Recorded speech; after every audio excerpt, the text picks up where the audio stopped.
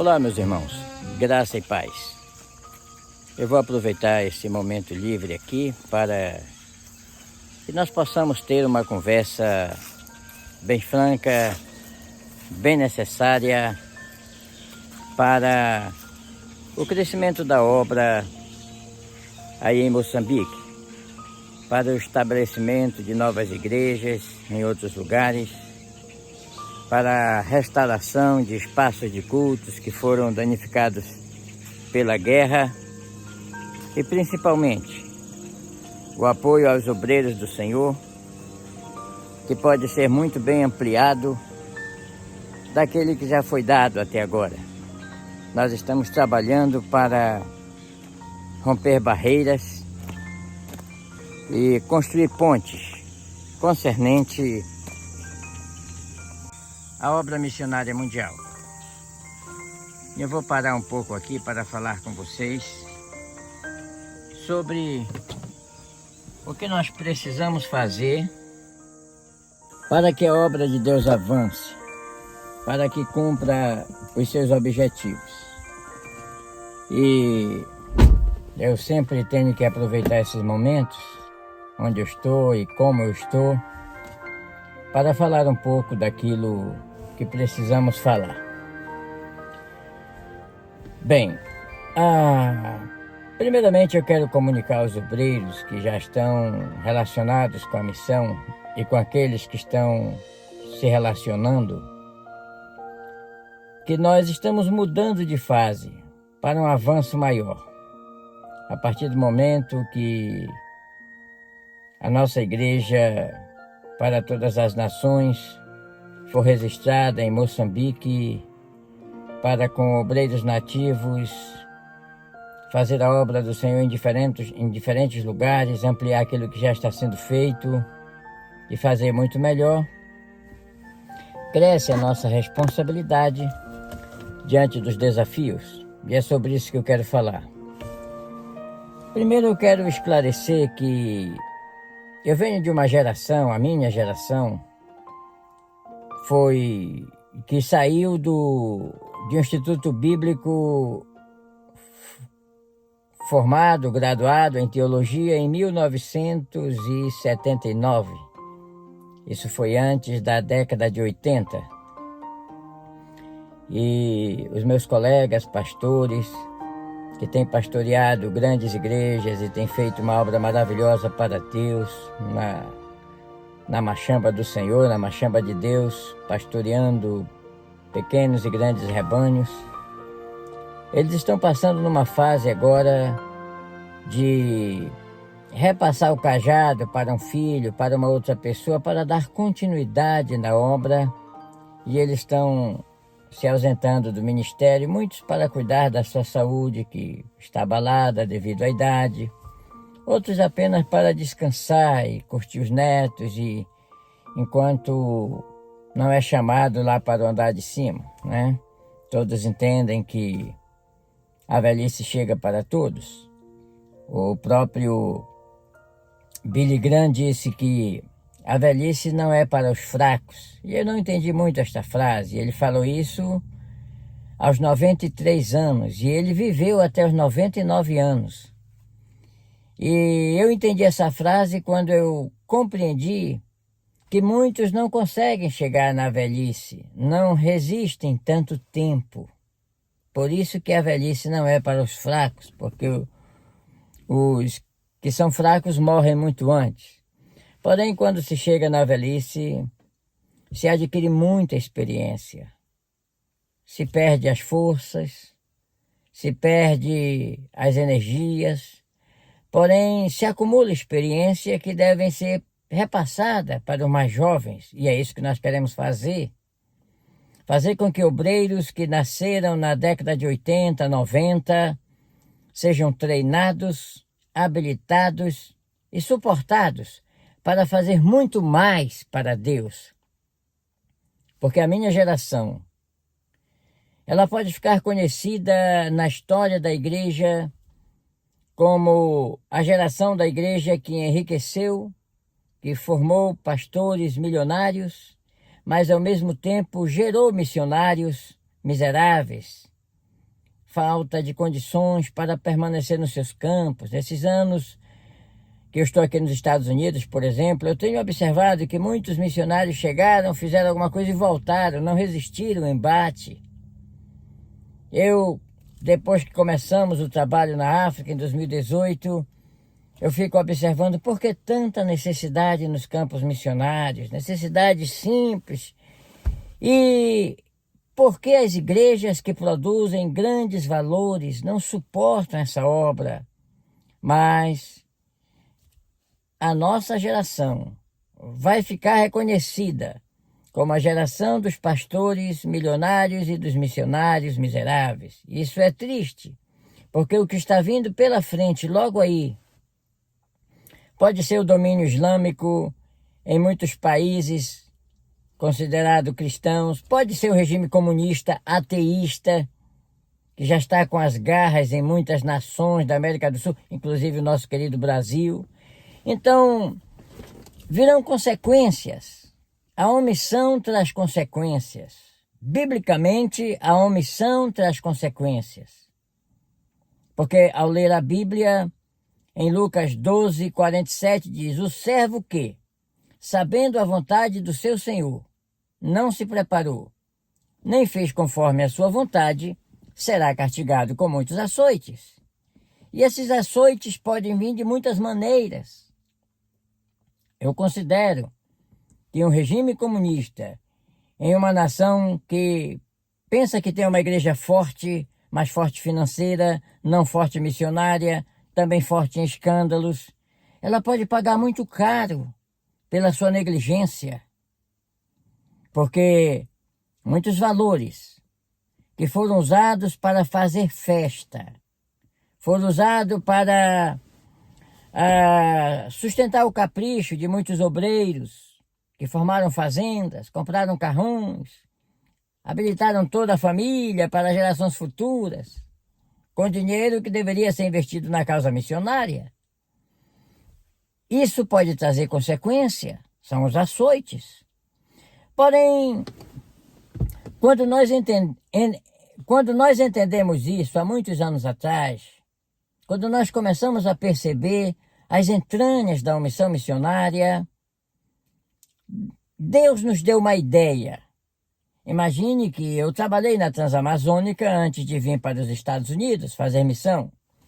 E eu trabalhei em campos agrícolas, em colônias agrícolas, o que nós chamamos de agrovilas. Agrovilas era um centro residencial que se fazia no meio da floresta, com escola, com posto de saúde, com alguma coisa para o atendimento da população, e eles trabalhavam ao derredor, nas suas colônias, derrubando a mata, plantando cacau, plantando café. E eu estava em um desses campos, no quilômetro 201, no município de Uruará, entre Altamira e Itaituba. Eu pastoreava no quilômetro 201. E nesse tempo a igreja tinha um Fusca, até um irmão que deu um Fusca para a igreja antes de eu chegar, né? Depois que eu cheguei, eu mudei a coisa. Nós vendemos o Fusca para comprar um equipamento para a igreja, não é? E comprei um carro para mim, um Vigipão, que o que tinha dado o carro para a igreja, ele ficava ciumento, queria saber onde o carro ia, onde foi. Eu digo: não quero nada disso. E comprei um carro para mim, que era chamado de o carro do Saddam Hussein, porque estava na primeira época da Guerra do Golfo, no Iraque, né? Pois bem, o carro era parecido com os carros da guerra. Mas enquanto eu tinha o Fusca ainda da igreja, o carro da igreja, o carro do pastor, naquela época, funcionava como carro de resgate, como ambulância. E eu fui chamado para resgatar o filho de um irmão que tinha sido picado por uma cobra, por uma serpente. E o irmão, desesperado, chegou: pastor, socorre meu filho, porque ele precisa tomar o soro antiofídico antes de o tempo passar. Está passando mal, foi uma cobra muito venenosa que picou. Aí ele explicou: mas leve a enxada e o facão, porque deu uma enxurrada na estrada e cortou a estrada, abriu uma cratera na estrada e nós temos que fazer uma ponte para poder o carro passar por cima. E assim nós fizemos. Nós fizemos isso muitas vezes, e essa foi uma das vezes. Se corta o embaúba, o embaúba é uma madeira muito fraca, mas tem um caniço, e na hora serve para fazer uma ponte rápida. E o carro coloca 3 embaúba e o carro passa com o pneu por cima ali, vai de um lado para o outro. Fiz isso muitas vezes. Pois bem, e nós conseguimos resgatar o jovem, graças a Deus. Chegamos quase na última hora no hospital de Uruará, mas deu para ele tomar o soro antiofídico e salvar a sua vida. Assim como eu fiz muitas vezes com mulheres com dores de parto, pessoas acidentadas com facão na roça.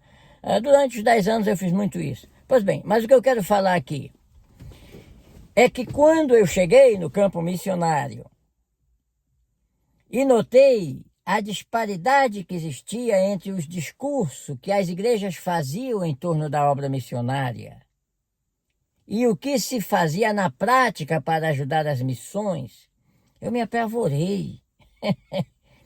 Porque eu passei um momento muito difícil, eu clamei por socorro e não veio nada, nem um centavo, nem uma ligação, nem nada. Eu digo, uau, o missionário fica sozinho. E eu observei que muitos estavam assim.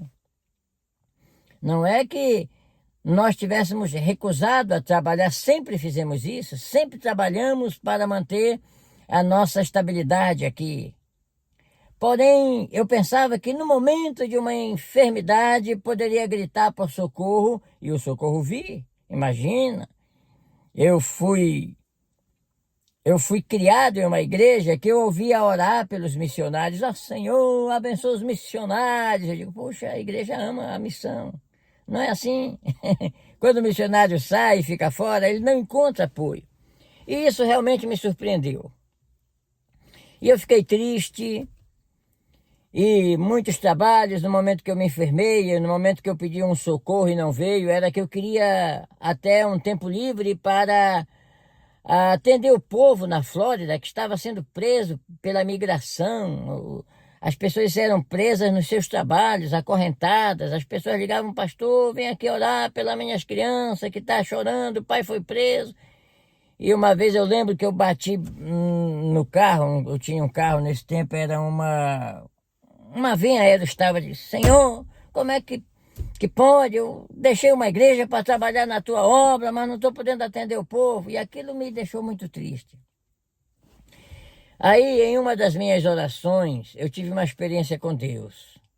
Deus fez eu lembrar-me daquele tempo que eu fazia ponte na Transamazônica para passar com o carro por cima. E Deus me deu a ideia. Se não existe uma ponte para você passar, é porque Deus te confiou a oportunidade de fazer uma ponte, de construir a ponte. E foi assim que nasceu o projeto Igreja para Todas as Nações. Porque o Sistema Mundial de Missões nós havíamos criado há muito tempo. Em 1985, eu estava em Brasília, sendo presbítero da igreja em Brasília, quando nós criamos o Sistema Mundial de Missões, em forma de uma associação missionária, para realmente fazer tudo aquilo que Deus colocou na minha cabeça para fazer como um propósito dele. Porém, eu nunca imaginava que agora,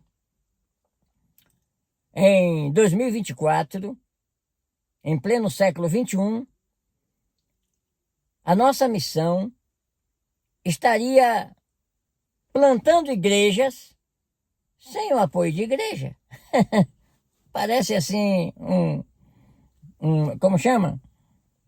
Parece que não combina, não é verdade? Espera aí, igreja para todas as nações? Quem está apoiando vocês plantar igreja? São instituições religiosas chamadas de igreja? Não. São convenções? Não. Quem são? É o povo de Deus que ama a causa missionária.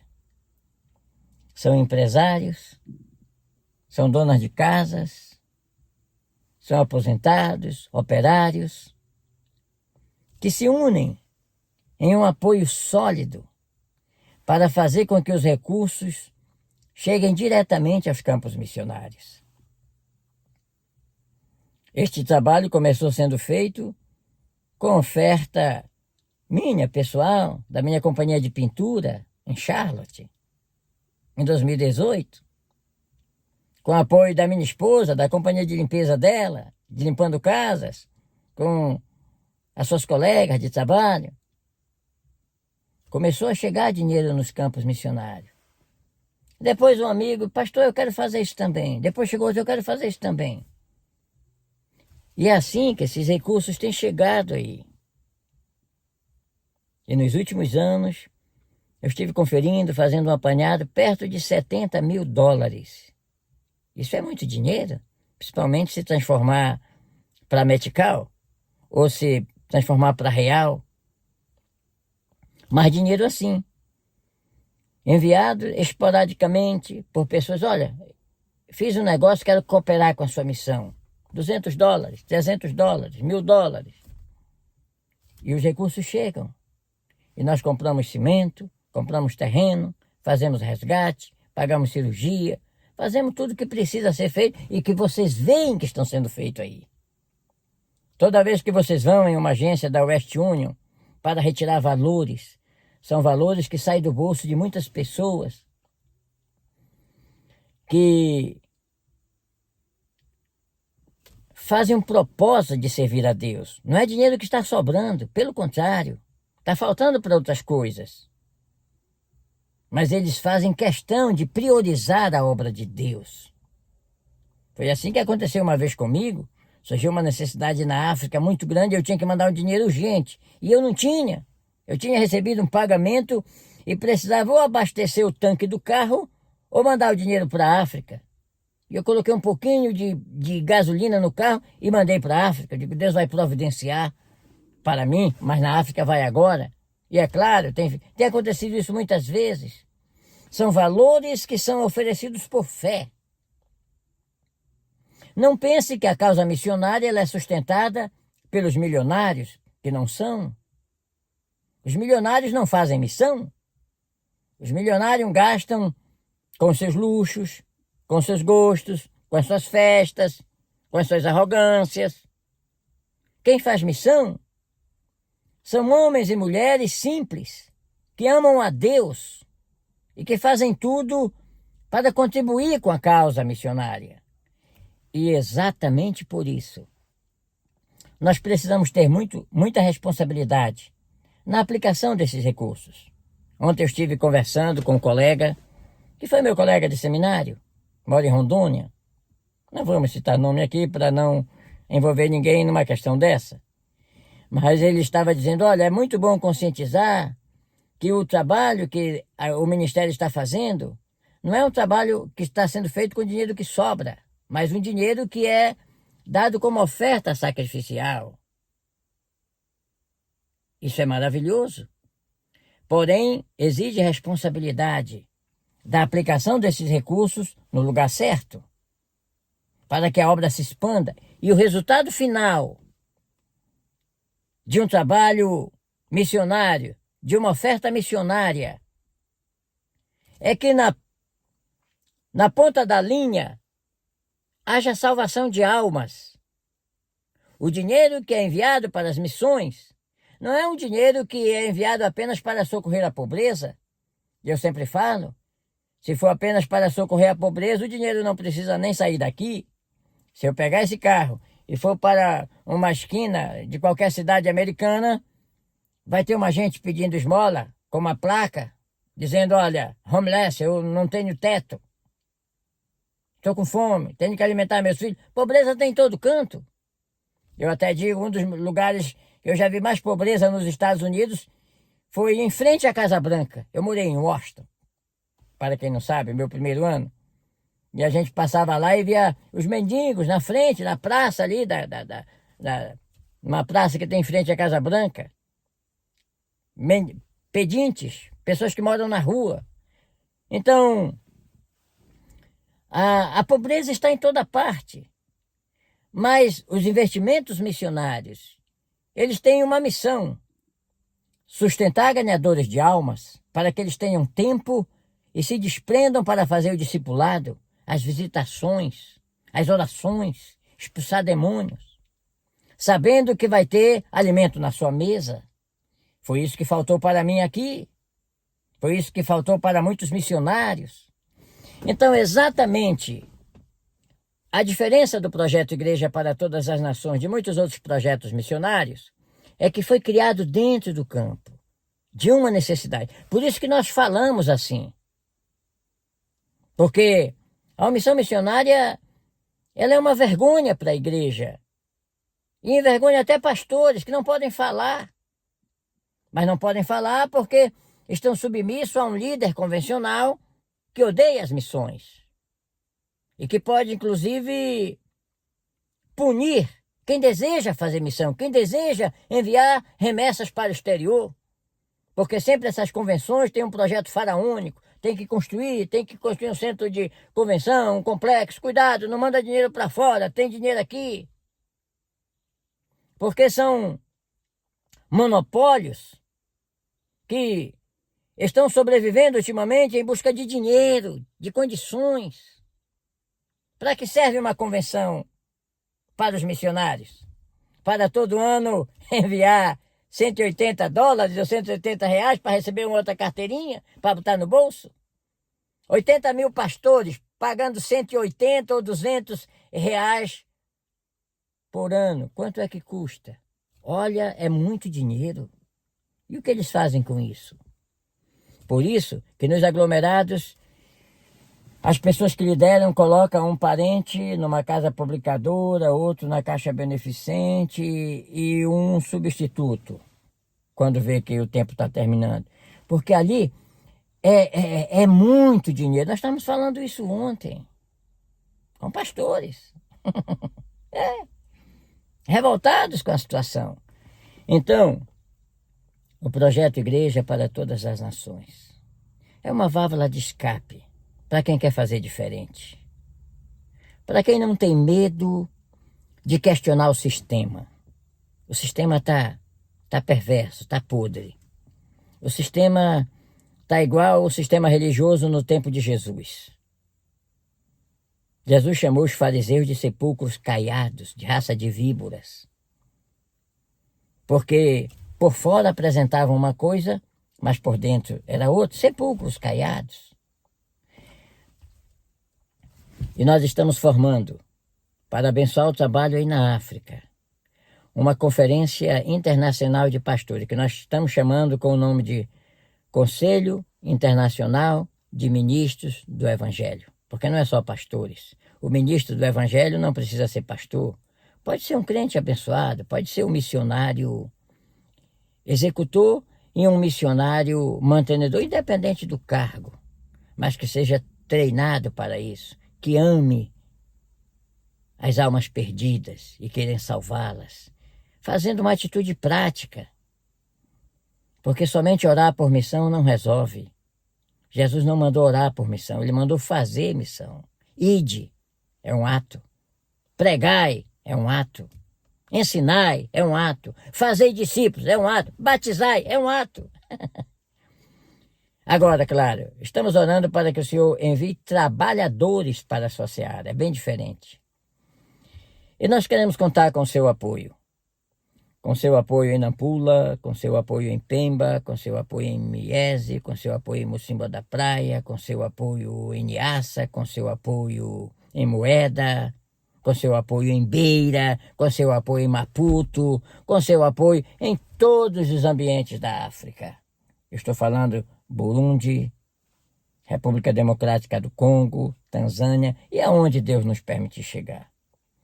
Agora, do jeito que os meus colegas pastores estão passando o cajado para um substituto, eu também estou fazendo isso não me afastando de missão, mas passando a administração para uma empresa, para administrar valores que chegam, que saem.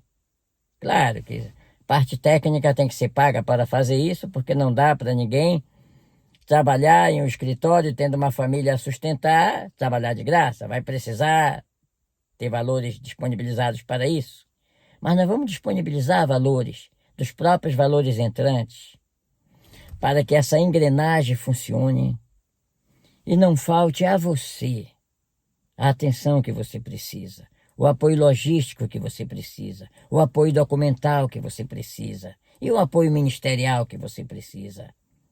Daqui nós vamos aproveitando toda a nossa experiência anterior para fazer convênio com organismos internacionais, para nós levarmos para a África doações humanitárias como equipamentos médicos, veículos de resgate, veículos utilitários, para que a obra seja feita. E observe, tudo isso está acontecendo. Não é por causa de um homem, é por causa de Deus. Que Ele é aquele que faz em nós tanto querer como realizar. É Ele que abre as portas. É Ele que envia na mente a ideia correta no momento exato para que a obra seja feita. Eu reclamei muito aqui em anos anteriores, quando eu me vi sozinho, desprezado, precisando de apoio e não tive. Uau, aquilo foi muito difícil. Hoje foi o maior tesouro, porque eu conheci as entranhas da missão missionária e o que está sendo realizado aí na África. Os batismos que são realizados no Oceano Índico, nos rios da África, nos lagos e até no balde, como no caso daquele batismo que o pastor Jacques e o pastor Custódio fizeram numa colônia penal, né? As irmãs foram convertidas, foram batizadas dentro de um balde grande, claro, com a água renovada em cada batismo. Mas é assim, a obra está sendo feita. Essa obra começou dentro de uma cadeia, aí, todos sabem. Veja as imagens. Porém, nós vamos fazer muito mais. O trabalho está crescendo e eu estou alegre, porque Deus está neste negócio. Vamos procurar agora fazer com que cada pessoa que contribua com essa missão, que confia no trabalho dessa missão, que está vendo o resultado, incentive outras pessoas a participar também. É isso que nós precisamos para prosperar e para ganhar almas para o reino de Deus. Bem, eu acho que já falei tudo que devia falar hoje. Que Deus vos abençoe. E sempre em uma oportunidade como esta, eu estarei fazendo isso. Muito obrigado. Que Deus vos abençoe.